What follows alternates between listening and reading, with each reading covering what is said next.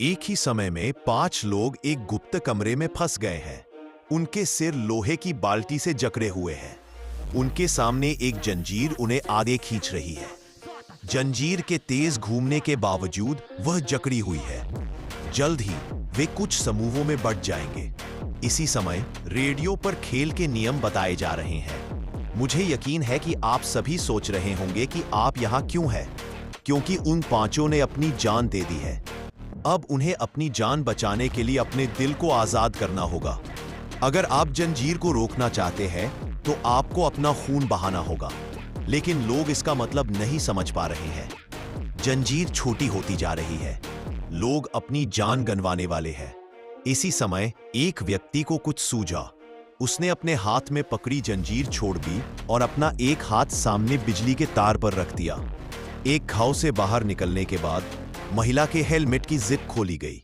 बिजली का तार भी घूमना बंद हो गया। सब लोग हंसे और अपनी जान बचा ली।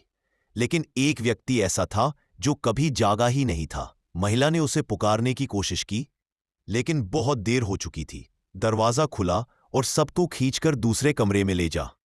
देर हो चुकी थी। दरवाजा खुल गया और सबको खींचकर दूसरे कमरे में ले जाया गया।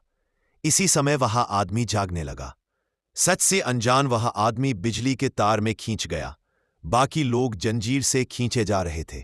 जंजीर का दूसरा सिरा ऊपर नौकरानी के हाथ में था।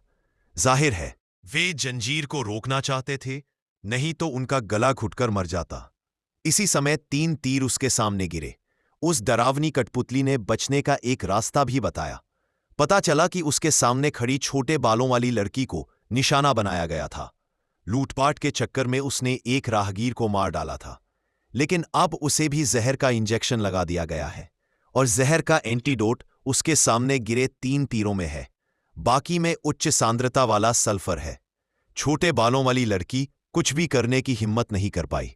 जंजीर ने बेतरतीब ढंग से सबको लटका दिया। कुछ ही समय बाद सभी का गला घोंटकर मार दिया जाएगा। बचने के लिए दाढ़ी वाले आदमी ने सारी दवाइयां सीधे छोटे बालों वाली लड़की के शरीर में डाल दी। अगले ही पल जंजीर खुल गई।